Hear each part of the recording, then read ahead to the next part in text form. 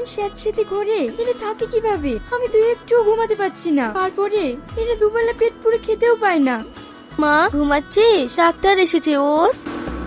High, আমি শাহিন, একজন doctor. Hello, আমার নাম সালমা। দিদিমা, এই মেয়েটাকে তো এর আগে কখনো দেখিনি। ভাই এই মেয়েটা হলো সেদিন আমার কাছে এসছে। এই সাত খোলায় ওর কেউ নেই। ও আচ্ছা, ঠিক আছে, তুমি বাইরে বসো, আমি দেখছি। না না, টাকা লাগবে না, এলাকায় চিকিৎসা করে আমি কারোর সঙ্গে টাকা নিই না। এই নাও দিদিমা, এই খাবারগুলো ওই মেয়েটাকে খাইয়ে দিও। মেয়েটা না খেয়ে খেয়ে অনেক দুর্বল হয়ে পড়েছে। তুমি আর ডাক্তার পাওনি? কেন রে, খুব ভালো ছে, সরকারি হসপিটালে চাকরি করে আর প্রায় রবিবারে আমাদের এখানে আসে। কেন কেন?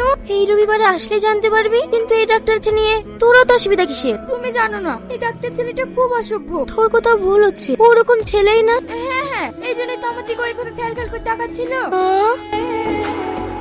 তুই নিজের চেহারাটা কি অবস্থা করেছিস বলতো? তোকে তো চেনাই যাচ্ছে না। তুই যে সালমা। আরে ওসব কথা বাদ দে, এই নে এটিএম, চাল ডাল আলু যত যা লাগে এক গাড়ি কিনে নিয়ে আসবি। তুই এসব কোথায় পেলি? কোথায় আবার, শহরে গিয়ে আমি একটা কাজ জোগাড় করেছি। আমার কাছে খুশি হয়ে ওরা এসব দিল। তুই এসেছি, তোকে বলেছিলাম না আমাদের শাইন অনেক ভালো ছেলে। এই দেখ, চোখের সামনেই তার প্রমাণ। আমাদের কত খেয়াল রাখে, প্রত্যেক সপ্তাহে সপ্তাহে এসে আমাদেরকে দান করে। আচ্ছা, এখানে সালমাকে? কেন মা? আমার ছেলে শাহিন ওকে খুব পছন্দ করেছে, বিয়ে করতে চায়। কে সেই মেয়ে? আমি তাকে দেখতে চাই।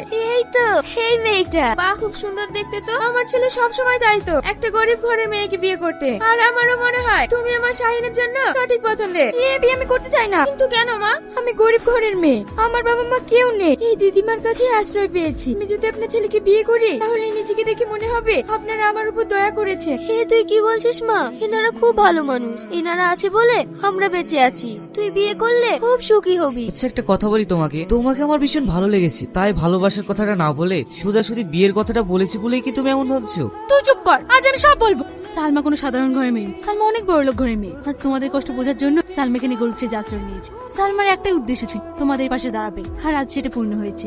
এত বড় লোকের মেয়ে আমার ঘরে ছিল, আমার ঘরে থাকলো কি করি? সৎ চেষ্টা থাকলেই হয় দিদিমা। আর ও কোথাও কাজে যায় না, আমরা দুজন একই কলেজে পড়ি। আর কলেজ শেষ করে নিজের টাকা দিয়ে কিনে দেয় সবাইকে। আর আজ এসব যা দেখছো সব ওর টাকাতেই কেনা। মারে, তোর এই ভালো কাজ দেখে আমার বুকটা আজকে গর্বে ভরে গেল। মা গো, আমার মেয়েকে বাড়িতে আশ্রয় দিয়ে খুব ভালো কাজ করেছেন। আজ আসি তবে। চল মা, বাড়ি চল। হ্যালো শাহিন, আমি সালমা বলছি। হ্যাঁ বলো।